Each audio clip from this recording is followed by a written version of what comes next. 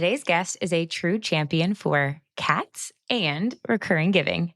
Shanda Kraus Mason is the Development and Communications Director at Cat Adoption Team, aka CAT, CAT, the largest cat shelter in the Pacific Northwest. Now, since opening their doors in 1998, they have placed over 65,000 cats and kittens into loving homes and now boast a thriving community, Meow team members, of nearly 400 monthly donors who help power its mission.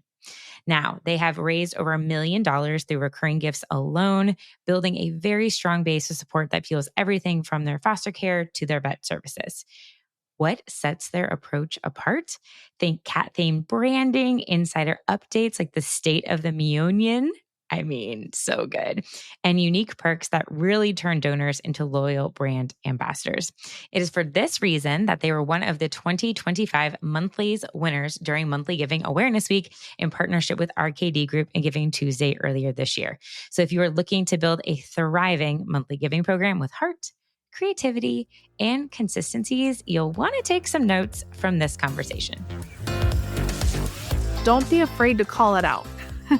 Don't just say make a gift and wait until they get down the line to select monthly give. Like really make it its own thing, and it doesn't take a lot to try and be a little creative. And not everybody's nonprofits aren't going to have the same ways to make it creative, but you can be creative. You might not have cat puns or things like that, but just make it fun somehow. This is one of my favorite topics of conversation on monthly giving, and you have grown the Meow team from 17 monthly donors in 2009 Correct. to over 300 today. Yeah, closer to 400 actually. Yes. Oh, yeah. My apologies. No, that's okay. When I pulled the numbers originally, Hey, I love to be wrong in that direction. It's like 360. School me wrong all day. It's better to be that direction. Yes. That's right. Okay. I'm sure everyone just wants to know, like, how do you do this? If someone is in a similar position to like 17, 40, 50, like, what were some of the really pivotal moments or strategies that you put into place that have fueled this expansive growth? Well, I'm not going to take credit for it. I will be honest that I have only been at Cat Adoption Team since February. So with that being said, I know it's amazing. Effort. I know, right? And I came into this and I was like, wow, this is what a monthly giving program is supposed to look like. And this is amazing that, I was like, this is like the dream, right? So I was super excited to come in and I started asking questions and I was like, well, how did we get here? So that's why I was like, this is amazing. So it started out so small and grew so quickly. And honestly, I really think the pivotal thing that I've come to realize here is our branding is just on point. It's amazing. I love that you just said branding because I feel like so many people don't focus time or attention or investment into branding and the creativity behind Meow team branding, especially you have this cat person window cling in the state of the Meownion. Like it's so good. What drove like this personalization and really like identity driven marketing to impact the donor growth? We definitely had taken a step back and we're like, we don't want to advertise ourselves as the sad support us, I hate to say it, but like the Sarah McLachlan, like sad cats and things needing our help. Yes. We still tell the story of the need, but we're definitely have a little bit more whimsical, playful branding. And so we use a lot of the cat puns and the cat terminology like possum and meow team and, things like that and have a lot more playful colors and playful things like that. And I really think that is helpful and it just makes people more excited to be a part of something and still give back. Yes. And like I was saying we have like over 600 volunteers. So I think that's where our Meow team started was with our volunteers. So we have 40 something staff, but we have over 600 volunteers. And without those volunteers, we wouldn't exist. So I think it's like 30 something total full-time positions that the volunteers do. cumulatively when you add them together. And so we really, Wow. So we really started with, those people that already give their time and energy to the organization. And they kind of were the first handful of Meow team members. And then that kind of just snowballed and started accumulating. People realizing that the impact of, a $10 a month gift. So messaging that and then just making it fun. Like, I'm not only am I a volunteer, but I'm a part of this Meow team and I'm this cat person, as the window cling says, and branding that and promoting it and telling friends. So it's just kind of word of mouth being a big part of it as well. So making them feel special, and then they tell their friends, and then, it just kind of goes from there. Is your donation page leaking donors? According to iDonate, roughly 89% of visitors leave your donation page without giving. That's not a traffic problem. That's a conversion gap. iDonate's new pop-up donation form is built to fix the CVR gap.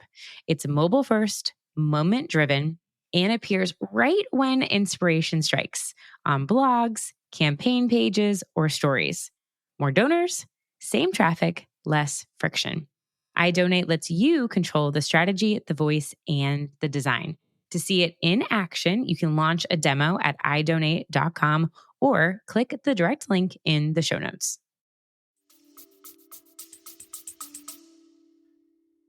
Was there a moment where it really started to pick up, where you just saw, or it was a much bigger priority in the organization that you saw significant leaps of new monthly supporters? Oh, yeah. I mean, like, I can't remember the exact figure or numbers, but I know, like, even just in year 2, gosh, it was more than doubled. Gosh, I want to say it was like 80 something versus 17 in the second year. So we really put a focus on that. And we actually even started mid-year when we established the Meow team. So those 17 or 7 or 17, whatever donors in the Meow team was only a reflective of part of the year. So it definitely was our focus initially when we first started rolling it out, because we knew that we had to have that foundation in place for a monthly giving program. So we definitely very cool targeted it in our marketing and advertising. So yes. Would you say that because you have such a big volunteer base, are most of your volunteers, do they become part of the Meow team, or is it also just individual donors as well that are not a part of the volunteer base? Both. When I looked at the numbers, I would say it's roughly 50-50. We're very unique, though, in that... Which is amazing. Yeah. We have a really diverse pool of funding that comes from individual donors. We have the variable donations that come from adoption donations. So when people come in to adopt, they have the opportunity to donate at checkout or during the adoption counseling process, because we have a pretty extensive adoption counseling process.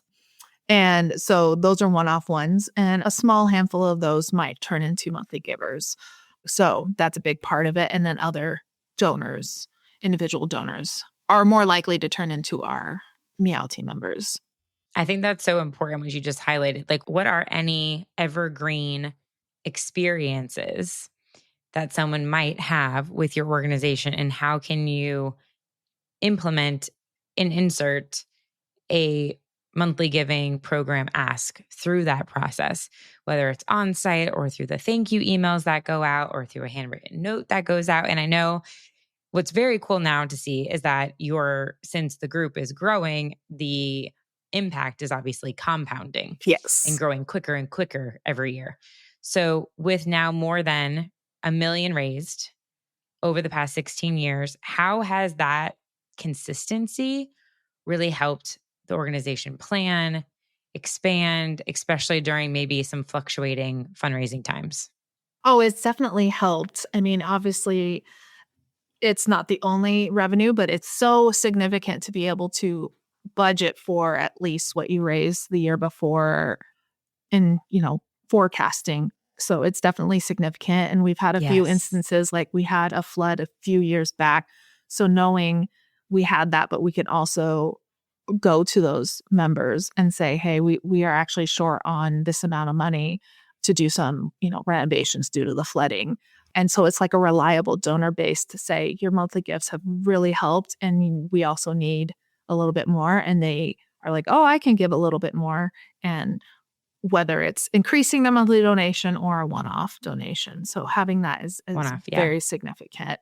But they also feel so invested and involved. Like I've seen Meow team members, like there's a sense of pride too, especially if they're here and on site once a week or twice a week volunteering. There's just like, oh, I'm a Meow team member, and they share what that means and what that is, and they get other people, oh, I want to join. So it's great. Yeah. I love that you're speaking to so many often limiting beliefs and the fact of, oh, they're a monthly donor. Like, should I ask them for an upgrade gift? Yeah. Like, these are your core believers. Like, ooh, will they give again? Yes, they'll probably give another one-off gift if you ask them and are called to in those specific circumstances. Now, your team uses multiple outreach channels, from newsletters, events, there's boutique perks. What have been some of the, and I want to go back to one thing you said too about forecasting in a second, but what's really been helpful, the best channel when it comes to acquisition and growth? It's really a mixture, to be honest. Like I said, it will be, some of them will be adoption donors. And then I want to say our newsletter is a big one. So even if you adopted and you didn't donate the day you adopted, they get put on our newsletter mailing list. And so then they may not have been able to give at the time, but then they will, oh, I'll send in a donation or join the Meow team. And then they are also on the mailing list for any appeals. So it's not just appeal letters or appeals campaigns. They get put on our newsletter list. And different things. They get our e-news as well, our cat tales and our cat e-tales.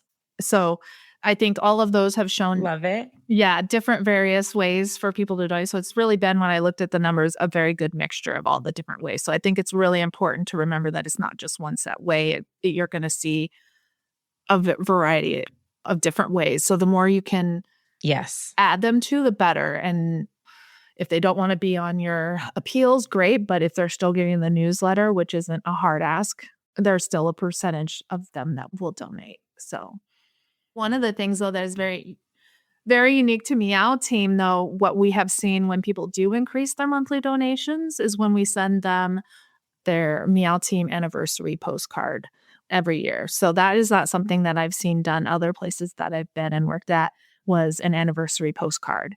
And so it's just like a thank you. It's not asking them to increase their gift, but we do see when we send them that, or that the New Year's card that is unique just to them, is kind of a thank you. We see increases to their monthly donations.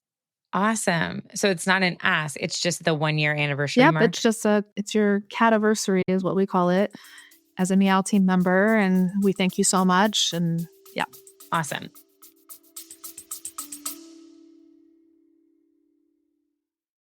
If you're strapped for time, and let's be honest, who isn't? The last thing you need is another webinar with 47 slides you'll never look at again. That's why on September 24th at 2 p.m. Eastern Time, I am hosting the Recurring Giving Workshop. It is a working session, not a webinar, to increase online donations with iDonate. This is a hands-on working session where we will actually go in and fix and talk about your donation pages, your forms, your emails together. Bring the thing to this session that is stressing you out right now. It could be a clunky form. Maybe it's a registration page that nobody's clicking on, an email that you're thinking might fall flat, anything you want to work on. You will get live feedback, expert eyes from myself and Grace Daniels. She is an iDonate account executive with a ton of experience, and walk away with 1 to 2 real improvements that can immediately help you boost conversions and get more donors choosing monthly giving. So save your spot now by clicking the link in the show notes. Again, that's September 24th at 2 p.m. Eastern Time. You will get access to the recording if you register. There's going to be so many great resources for you in this, because you'll learn from your peers that are showcasing things that they want worked on that you could implement. So let's roll up our sleeves together and get it done. Hope to see you there. I want to point out that 2 things that you talked about is that it allows you to forecast. I think when we're talking to accountants, and if you have a CFO or a fractional CFO on your team, the ability to forecast. Sometimes you can't forecast if a grant's going to come in or not. Maybe you can't forecast if a major gift is going to happen or not. And that monthly giving really provides you, dependent upon your individual program's retention rate. If it's 80, 90%, that's really strong that you can pretty much guarantee that's going to continue. On your website, I want to call out, you do have a big button right in the header that says monthly giving, driving people there, letting them know that it's important to be able to join. It's so powerful just to make it easy for somebody to join. For anybody that's listening right now, if they are just starting their program, if they're maybe needing like a little refresh, what advice would you give to them for really building both the creative engagement and then also a strong infrastructure from the ground up? I would definitely say that you want to make it easy. And I would say finding a system that is really easy to set up recurring monthly giving is really important. And also definitely brand it in its own thing. I've seen places that have, like donate now, and then there's no monthly giving mention until you get to the donation page. And it says one-time gift, monthly gift, and not really calling that out. So don't be afraid to call it out. That would be definitely one of my advice. Don't just say make a gift and wait until they get down the line to select monthly gift. Like really make it its own thing. And it doesn't take a lot to try and be a little creative. And not everybody's nonprofits aren't going to have the same ways to make it creative, but you can be creative, like you might not have cat puns or things like that, but just make it fun somehow, like having its own name is very significant. So start there. What is a fun name that we can tie it to that, makes it fun? And to not overthink it. Yeah, right? Don't always overthink evolve, like make it fun. Yeah. Yes, just get started. I love that. Branding it, having its own landing page, like make it easy to give in that way. You are preaching all the things that I teach in my framework. It's been so lovely to chat with you. Where can listeners connect with you if they want to pick your brain, get ideas? Where's the best place to go? I mean, you can definitely connect with us on our website at catadoptionteam.org, but you're more than welcome to email me directly at shandacm@catadoptionteam.org or development@catadoptionteam.org. We also have very active social media accounts, and our website is a great place as well to get all the information. Oh, that is a good question. Actually, have you seen social being a driver of recurring donors? Do you run any paid ads for monthly giving? We have. We haven't recently, but we have, yes. Okay. But a lot of I would say that based on a lot of our KPIs, because we do track our KPIs for social media and online content, do drive traffic to our donation page. Awesome. Yeah. Try it out. Try it out. Don't be afraid to reach out. I'm all about community. She is an amazing person in the trenches doing the work. Reach out. Be friends. Thank you so much for being here, and congratulations again on winning the monthlies. Thank you. I appreciate it. Honored to chat with you. And the next time I talk to you, it's going to be like 1,000 monthly donors. Oh, let's hope. But I hope it also helps other people get monthly donors as well. So this is a shared effort. Always. Always. If we're creating a more generous society, then they will be giving all around. Exactly. Amazing. Thank you so much for being here. I appreciate you. Thank you very much. You as well. Thank you so much for tuning into today's episode of Missions to Movements.